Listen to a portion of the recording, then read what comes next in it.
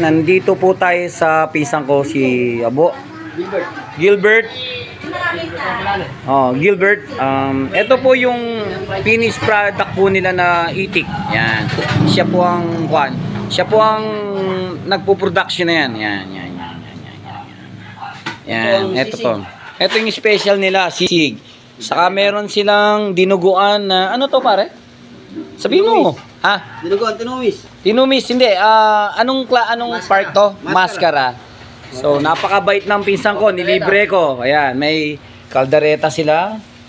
Ayan. Ang kagandahan po sa product nila po ay hindi po to niluto sa gas. Ayan, tingnan nyo po. Uling po yan. Ayan. Kahoy po, kaya masarap. Ayan. Ayan.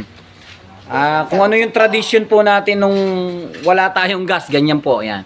Kaya medyo kakaiba po ang pag-production niya ng itik. Yan. So, ito pa, meron pa sila rito. Located po ito, Bahay Pari po, Sitio 4 po. Ito po, Pugo. Ayan. Ito yung product nila, Pugo. Ayan. Meron din siyang chicharon. Ayan. Tapos, kaldaretang PB. Ayan. Salamat po at napasyal po kami rito. Ito po ang kanyang pangalan. Yan.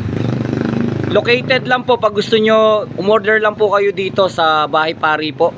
Sitio 4 po. Yan. Napakasarap po nung itik niya. Sobra. Thank you so much. God bless you. Thank you for watching po at like, share and follow po sa aking page. Thank you. Jerry Buenaventura.